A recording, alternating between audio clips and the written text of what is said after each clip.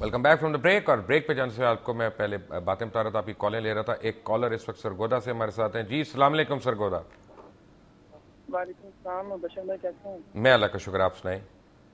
बशर भाई, मैंने इसी इशू पर आपसे बात करनी थी। मैं कल से भी ये सोच रहा था कि गवर्नर हमारे सुलेमान तसीर साहब एक ऐसे इशू के अंदर उनको उनके गार्ड ने कत्ल कर दिया था, तो इन्हीं चैनल के ऊपर ये बात चलती रही थी कि वो एक शहीद, वो शहीद सुलेमान साहब शहीद हो गए, सुलेमान तसीर शहीद हो गए। आज एक वो शख्स उसामा बिन लादेन जो पिछले 10 साल से जिहाद के अंदर मसरूफ हैं, कल से सारे न्यूज चैनल यही कह रहे हैं कि वो कत्ल हो गए, हलाक हो गए, कत्ल हो गए, हलाक हो गए। पहली तो बात ये मैं कहना चाह रहा हूँ कि हम सब लोग ये गलत कर रहे हैं। ठीक है, ये आपकी राय है, आगे बोलें।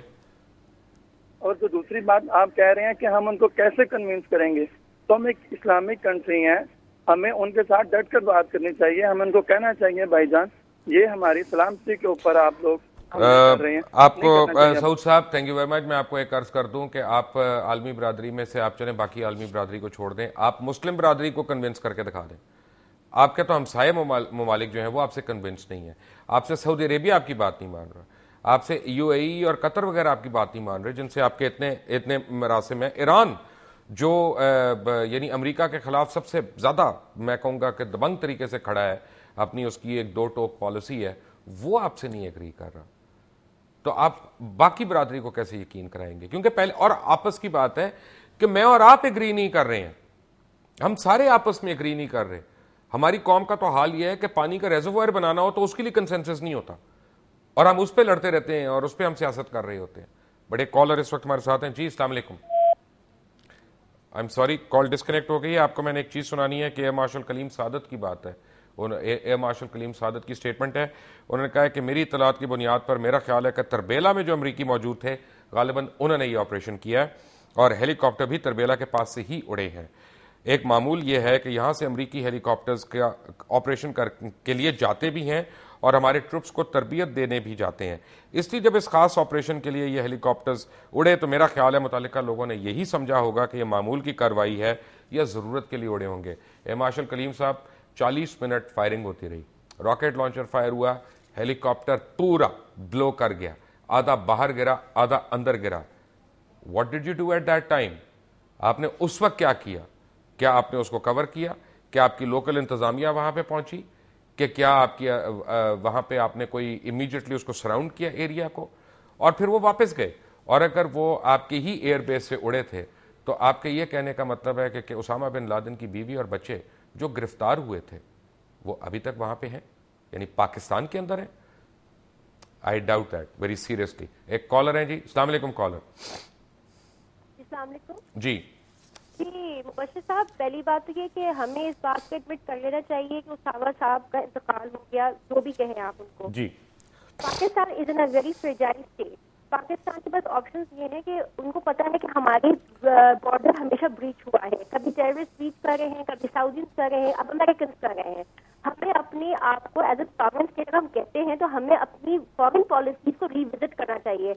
हमें मिडिल ईस्ट कंट्रीज को भी कहना चाहिए कि थैंक यू वेरी मच, आपने अपना कचरा उठा के हमारे डम के एक्सट्रीमिज्म का, अब हमारे एक्सट्रीमिज्म से जो हमारा एक डिवाइड हो गया, पाकिस्तान पख्तूनख्वा के लोग अलग हो गए, पंजाब सिंध के जो मॉडर्न कॉन्सेप्ट वाले लोग वो अलग हो गए।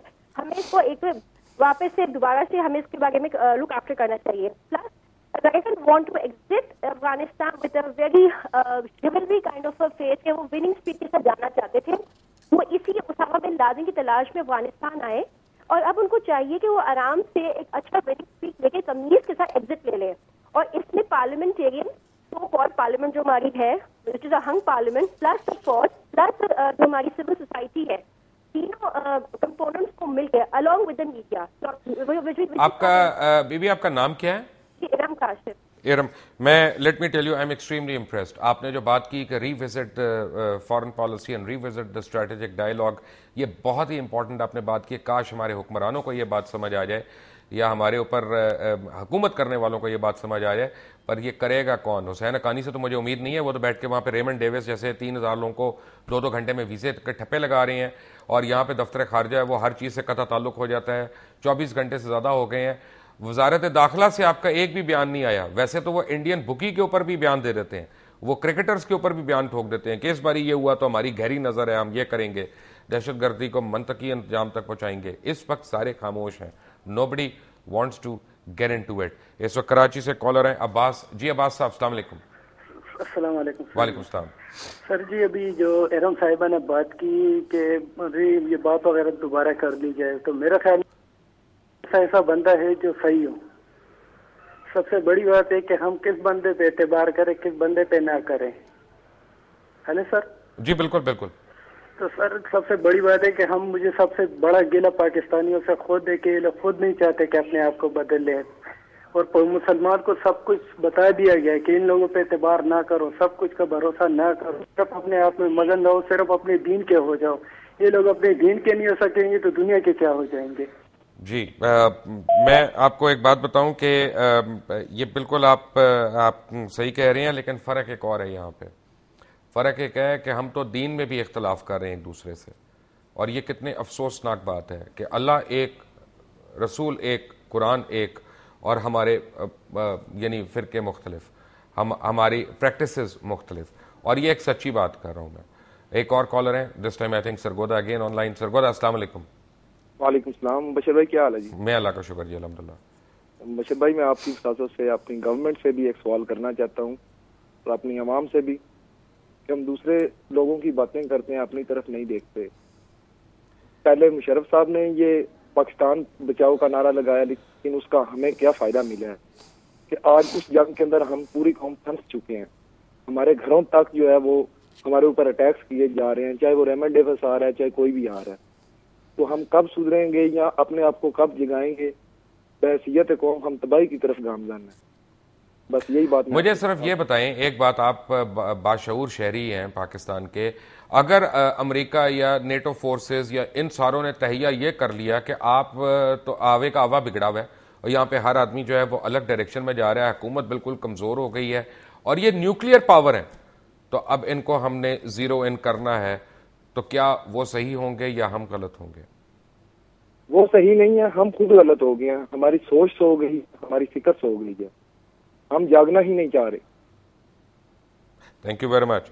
ये बहुत एक थॉट प्रोवोकिंग बात की है, और एक थॉट प्रोवोकिंग बात मैंने करनी है कि Sasha is in Pakistan, but क्या करें वो एक ब्रेक के बाद। Take a break.